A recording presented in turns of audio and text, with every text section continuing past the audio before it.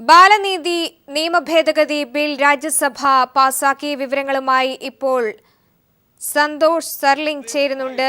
സന്തോഷ്, ഇപ്പോൾ ബാലനീതി ബിൽ നിയമഭേദഗതി ബിൽ ഇപ്പോൾ രാജ്യസഭയിൽ പാസ്സായിരിക്കുന്നു. എന്തൊക്കെയാണ് അവിടെ നിന്ന് നൽകാനുള്ള വിവരങ്ങൾ? സ്വാമി, 7 മണിക്കൂർ നീണ്ട വിശദമായ ചർച്ചകൾക്ക് ശേഷം രാജ്യസഭ ബാലനീതി നിയമ ഭേദഗതി ശബ്ദ വോട്ടോടുകൂടി പാസാക്കിയിരിക്കുന്നു. വിവിധ കക്ഷികളുടെ അംഗങ്ങൾ ഇക്കാര്യത്തിൽ വിശദമായ ചർച്ചയിൽ പങ്കെടുത്തു.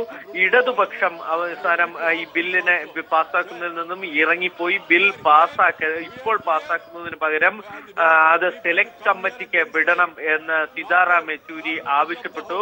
നിയമം വികാരത്തിന്റെ അടിസ്ഥാനത്തിൽ നിർമ്മിക്കരുത്, അതിന്റെ ഉത്തരവാദിത്വം മനസ്സിലാക്കണം, നിലവിലെ കാര്യങ്ങൾ സത്യം എന്താണെന്ന് മനസ്സിലാക്കി വേണം നിയമം നിർമ്മിക്കാൻ. അതിന് ഇരയാകുന്നവർക്കോ ഇതിന്റെ ഗുണഭോക്താക്കൾ ആരൊക്കെ എന്നൊക്കെ പരിശോധിക്കണം. അത് പരിശോധിച്ചിട്ട് വേണം ഈ നിയമം പാസ്സാക്കേണ്ടതെന്ന് സീതാറാം യെച്ചൂരി ആവശ്യപ്പെട്ടു. അതിന്റെ ഭാഗമായി വിശദമായ ചർച്ചയ്ക്കായി ഇത് പാർലമെന്റ് സെലക്ട് കമ്മിറ്റിക്ക് വിടണമെന്ന് അദ്ദേഹം ആവശ്യപ്പെട്ടു. എന്നാൽ ഇത് സഭ തള്ളി. ഇതേ തുടർന്ന് ഇടതുപക്ഷം ഇറങ്ങിപ്പോയി. അതിനുശേഷം വിവിധ അംഗങ്ങൾ കൊണ്ടുവന്ന പ്രമേയങ്ങൾ ശബ്ദ വോട്ടോടുകൂടി തള്ളിയ ശേഷമാണ് ജുവനൈൽ ജസ്റ്റിസ് ബാലനീതി നിയമ ഭേദഗതി രാജ്യസഭ ശബ്ദ വോട്ടോടുകൂടി പാസാക്കിയിരിക്കുന്നത്.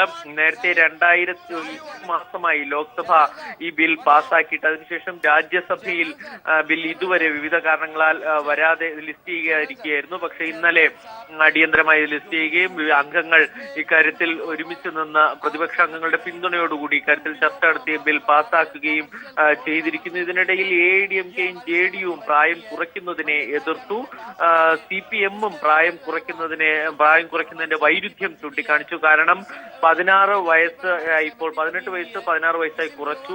എന്നാൽ ISI പോലുള്ള തീവ്രവാദികൾ കുട്ടികളെ റിക്രൂട്ട് ചെയ്യുന്നത് 14 വയസ്സിലേക്കാണ്. 14 വയസ്സിൽ അതുകൊണ്ട് വീണ്ടും ഇനിയും നിയമം കുറയ്ക്കുമെന്നൊക്കെ ചോദ്യങ്ങളൊക്കെ സഭയിൽ ഉയർന്നു വന്നു. പക്ഷേ അതെല്ലാം തള്ളിക്കൊണ്ട് അവസാനം ഈ നിയമം പാസ്സാക്കിയിരിക്കുന്നു. മേനകാ ഗാന്ധിയാണ് ഈ നിയമം രാജ്യസഭയിൽ അവതരിപ്പിച്ച് അവർ ചൂണ്ടിക്കാണിച്ചത് ദുരുപയോഗം തടയാനുള്ള ശ്രദ്ധ ഈ ബില്ലിൽ ഉണ്ടായിരിക്കുന്നു. കൂടാതെ 18 വയസ്സിൽ നിന്ന് 16 കുറയ്ക്കുമ്പോൾ പോലും ഈ 16 വയസ്സായ കുറ്റവാളികളെ പാർപ്പിക്കുന്നത് പ്രായപൂർത്തിയായ ജയിലിന് സമീപം പ്രത്യേക ജയിലിലായിരിക്കും എന്നും പറയുകയുണ്ടായി. കൂടാതെ ജുവനൈൽ ജസ്റ്റിസ് ബോർഡിൽ മനഃശാസ്ത്രജ്ഞരെ ഉൾപ്പെടുത്തുമെന്ന് മേനകാ ഗാന്ധി അറിയിച്ചു. അതൊക്കെ അംഗീകരിച്ചുകൊണ്ടാണ് ഇപ്പോൾ ബിൽ നിയമമായി മാറിയിരിക്കുന്നത്.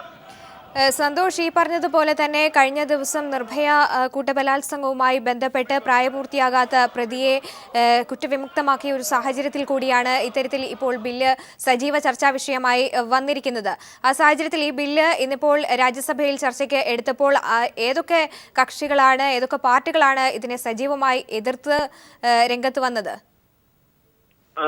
സ്വാമി, പ്രതീക്ഷിച്ച പ്രതിപക്ഷത്തു നിന്നും കോൺഗ്രസിനുള്ളിലും ഇക്കാര്യത്തിൽ ഒരു ആശയക്കുഴപ്പം കണ്ടു. പ്രതിപക്ഷത്താകട്ടെ AIADMKയും JDUവും ഇതിനെ എതിർത്തപ്പോൾ TMCയും SPയും BSPയും ഈ ബില്ലിനെ വേഗത്തിൽ വേണമെന്ന് ആവശ്യപ്പെട്ടു. കോൺഗ്രസിനിടയിൽ ഒരു ആശയക്കുഴപ്പമുണ്ടായി. ആദ്യം ഗുലാം നബി ആസാദ് സംസാരിച്ചു. ബില്ല് പൂർണ്ണമായും പിന്തുണയ്ക്കുന്നതായി അദ്ദേഹം വ്യക്തമാക്കി. എന്നാൽ അതിനുശേഷം സംസാരിച്ച രാജീവ് ഗൌഡയും ആനന്ദ് ശർമ്മയും ഒരു സാമൂഹ്യ അവബോധം ആവശ്യമാണെന്ന് പറഞ്ഞു. രാജീവ് ഗൌഡ പറഞ്ഞത് ഈ ബില്ല് വികാരപരമായി നാം കാണുന്നു എന്നാണ് അദ്ദേഹവും ചൂണ്ടിക്കാണിച്ചത്. അതുകൊണ്ട് തന്നെ ഇക്കാര്യത്തിൽ വിശദമായ ചർച്ചകൾ, നിയമ വിദഗ്ധരുടെ കൂടി ചർച്ചകൾ ഇതിന് ആവശ്യമാണെന്ന് രാജീവ് ഗൌഡയും പറഞ്ഞു. ഇങ്ങനെ കോൺഗ്രസിനുള്ളിൽ ഒരു ആശയക്കുഴപ്പം ഉണ്ടായിരുന്നു. പ്രതിപക്ഷ പാർട്ടികൾക്കിടയിൽ തന്നെ സമാജ്വാദിയും BSPയും തൃണമൂൽ കോൺഗ്രസും ഇതിനെ പിന്തുണച്ചത് കേന്ദ്ര സർക്കാരിന് വലിയൊരു ആശ്വാസം നൽകിയിട്ടുണ്ട്. പക്ഷേ AIADMKയും JDU ഇതിനെ എതിർത്തു. എന്നാൽ AIADMK എതിർക്കാനായി പറഞ്ഞ കാരണങ്ങൾ ഒരു പരിധിവരെ മേനകാ ഗാന്ധി അംഗീകരിച്ചുകൊണ്ടാണ് മറുപടിയിൽ സംസാരിച്ചത്. അതുകൊണ്ട് തന്നെ ഈ ശബ്ദവോട്ടിൽ വലിയ ശക്തമായൊരു എതിർപ്പ് ഈ പ്രതിപക്ഷ കക്ഷികളുടെ ഭാഗത്തുനിന്നുണ്ടായില്ല. ഇടതുപക്ഷം മാത്രമാണ് ശക്തമായ എതിർപ്പ് ഉയർത്തിയത്. കാരണം ഇത് പാർലമെന്റ് സ്റ്റാൻഡിംഗ് കമ്മിറ്റിക്ക് വിടുക എന്നതാണ്. ഈ ബില്ല് ഇപ്പോഴുള്ള ഒരു സാഹചര്യത്തിൽ അടിയന്തര വികാരപരമായി കാണുന്നു. എന്ന് മാത്രമല്ല, ഇപ്പോൾ ഈ നിയമം പാസ്സാക്കുന്നത് കൊണ്ട് നമ്മൾ ഏറ്റവും പ്രധാനപ്പെട്ടായി കരുതുന്ന ഈ ഡൽഹി ഗാങ് റേപ്പിലെ കുറ്റവാളിയെ ശിക്ഷിക്കാൻ കഴിയുന്നില്ല. കാരണം ആ കുറ്റവാളി ഇപ്പോൾ ജയിൽ മോചിതനായി കഴിഞ്ഞിരിക്കുന്നു. അതിനുശേഷം ബില്ല് പാസ്സാക്കുന്നു. അതുകൊണ്ട് തന്നെ ആ കുറ്റവാളിയെ ശിക്ഷിക്കുക എന്ന ലക്ഷ്യത്തിൽ നിന്ന് വ്യതിചലിച്ചു പോകുന്നു എന്നൊക്കെ ചൂണ്ടിക്കാണിച്ചിരുന്നു.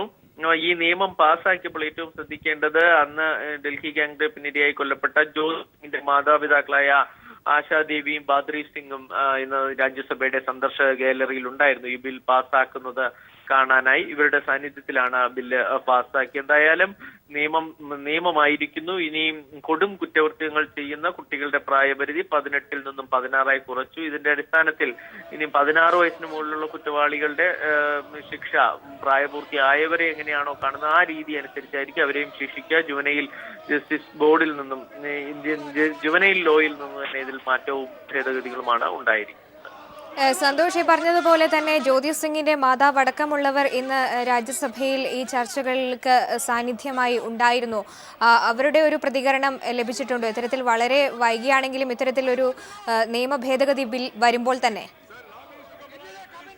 ഇല്ല ഇതുവരെ അവരുടെ ഒരു പ്രതികരണം ഉണ്ടായിട്ടില്ല. മാധ്യമപ്രവർത്തകരുടെ പ്രതികരണം കാത്തു നിൽപ്പുണ്ട്. സന്ദർശക ഗാലറിയിൽ നിന്നും അല്പസമയത്തിന് മാതാപിതാക്കൾ, ഈ ജ്യോതി സിംഗിന്റെ മാതാപിതാക്കൾ പുറത്തെത്തും. അവരുടെ ഒരു പക്ഷെ അവരുടെയും ഒരു ആവശ്യമായിരുന്നു ഈ ബിൽ പാസ്സാക്കണമെന്ന്. കാരണം ഇന്നും രാവിലെയും അവർ ഇത് ബിൽ പാസ്സാക്കിയില്ലെങ്കിൽ പ്രതിഷേധം നടത്താൻ തയ്യാറായിരുന്നാണ്. പക്ഷെ അപ്പോഴാണ് കേന്ദ്ര സർക്കാർ ഇടപെടുകയും അവരെ സന്ദർശക ഗാലറിയിലേക്ക് കൊണ്ടുവരികയും ചെയ്തു. അവർ ആവശ്യപ്പെട്ടത് 16 വയസ്സ് തന്നെയാക്കി കുറയ്ക്കണം. രാജ്യത്തെ മുഴുവൻ സ്ത്രീകൾക്കും വേണ്ടിയുള്ള ആവശ്യമാണ് എന്നാണ് ഉയർത്തിക്കുന്നത്. അതുകൊണ്ട് തന്നെ ബില്ലിനെ പൂർണ്ണമായും ജ്യോതി സിംഗിന്റെ മാതാപിതാക്കൾ പിന്തുണയ്ക്കുക തന്നെ. സന്തോഷാണ് ദില്ലിയിൽ നിന്നും വിവരങ്ങൾ നൽകിയത്. രാജ്യസഭയിൽ നിന്നുള്ള തത്സമയ ദൃശ്യങ്ങളിലേക്ക് കൂടി പോകുന്നു. पास करें और माननीय एलओपी से पूछ ले कि वो चाहते क्या है. Yeah, that is all. No, see, I am only asking a question. No, please, I am. Please. No, let me. I will hear you. I have to. No, you sit down there. You sit down there. You sit down there.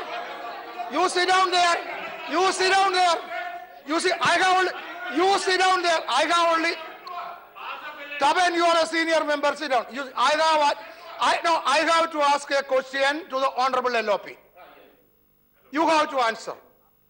Because in presence of Honorable Chairman, where I was also there, the leaders were there, a commitment was given, the 6th bill will be passed. If not, please, discuss. No, you see, I am asking the LOP, 6 bills, I correct, will be taken up and disposed of. Yes, taken, yeah. I only want to say, if not today, what is your position? Are you going to agree for tomorrow? Sir. What is the position? Sir, I want to see, because I consider, I consider the commitment before the chairman of this house sacrosanct. It is as if giving a commitment here. You tell me. I am only, sir. Please. I am only on one point. Please. At 6 o'clock sharp, the vice chairman requested the speaking honorable member of the parliament to stop for a moment. Let me extend the house. And he extended the house. You can see the record on the request till this bill is passed.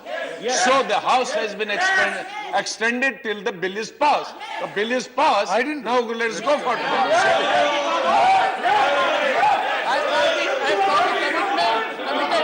Kasturi Rangan വിഷയത്തിൽ കേരളത്തിന്റെ നിലപാട് തൃപ്തികരമല്ലെന്ന് കേന്ദ്ര പരിസ്ഥിതി മന്ത്രി പ്രകാശ് ജാവദേക്കർ. കേരളം സമർപ്പിച്ച report അപൂർണമാണ്. ജനവാസ കേന്ദ്രത്തിന്റെ അതിർത്തി നിർണയം തൃപ്തികരമല്ല. അടുത്ത മാസം സംസ്ഥാന സർക്കാരുമായി ചർച്ച നടത്തുമെന്നും ജാവദേക്കർ ദില്ലിയിൽ പറഞ്ഞു. ഇന്ധനവില കുറയ്ക്കണമെന്ന ആവശ്യം മുൻനിർത്തി പീപ്പിൾ TV നടത്തുന്ന ക്യാമ്പയിന് മികച്ച പിന്തുണയുമായി പൊതുജനങ്ങൾ. ക്രൂഡ് ഓയിൽ വില കുത്തനെ ഇടിഞ്ഞിട്ടും പ്രയോജനമില്ലാത്തതിൽ വലിയ അമർഷമാണ് സാധാരണക്കാർക്കുള്ളത്. ഇടുക്കി ബ്യൂറോയുടെ റിപ്പോർട്ട്. പെട്രോൾ വില വർധനവിനെതിരായി പീപ്പിൾ TV നടത്തുന്ന ക്യാമ്പയിനോട് പൊതുജനങ്ങൾക്കുള്ള പ്രതികരണം എന്താണെന്ന് നോക്കാം. എങ്ങനെയാണ് ഈ ക്യാമ്പയിൻ കാണുന്നത്? കൈരളി പീപ്പിൾ ചാനൽ നടത്തുന്ന ഈ ക്യാമ്പയിന് എല്ലാവിധ ആശംസകളും. നല്ലൊരു ശ്രമമാണ് കൈരളി ഭാഗത്തുനിന്ന് ഉണ്ടായിക്കൊണ്ടിരിക്കുന്നത്.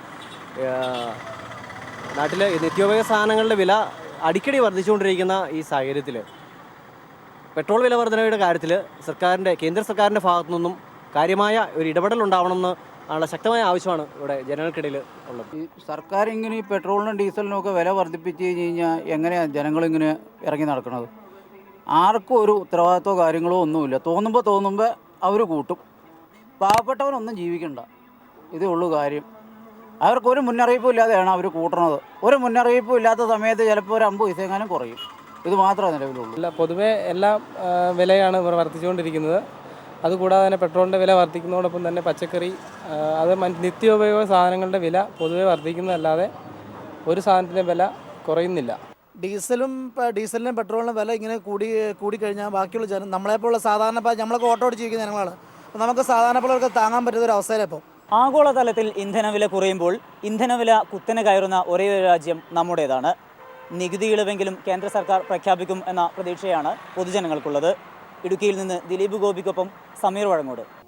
ശബരിമലയിൽ തിക്കിലും തിരക്കിലും പെട്ട് 30 തീർത്ഥാടകർക്ക് പരിക്ക്. സന്നിധാനത്ത് വലിയ നടപ്പന്തലിലും മരക്കൂട്ടത്തുമുണ്ടായ തിരക്കിലാണ് തീർത്ഥാടകർക്ക് പരിക്കേറ്റത്. ഗുരുതരമായി പരിക്കേറ്റ 3 പേരെ പമ്പയിലെ സർക്കാർ ആശുപത്രിയിലും ഒരാളെ കോട്ടയം മെഡിക്കൽ കോളേജ് ആശുപത്രിയിലും പ്രവേശിപ്പിച്ചു.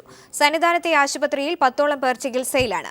മറ്റുള്ളവരെ പ്രാഥമിക ശുശ്രൂഷ നൽകി വിട്ടയച്ചു. ഈ സീസണിലെ ഏറ്റവും വലിയ തിരക്കാണ് ശബരിമലയിൽ ഇന്നുണ്ടായത്. കഴിഞ്ഞ വെള്ളിയാഴ്ച ആരംഭിച്ച തിരക്ക് ക്രമാതീതമായി വർദ്ധിക്കുകയാണ്. മണ്ഡലപൂജ അടുത്തതോടെ വരും ദിവസങ്ങളിൽ തിരക്ക് കൂടുമെന്നാണ് വിലയിരുത്തൽ. തിരക്ക് നിയന്ത്രിക്കാനായി കൂടുതൽ പോലീസുകാരെ സന്നിധാനത്തും പമ്പയിലും നിയോഗിച്ചിട്ടുണ്ട്.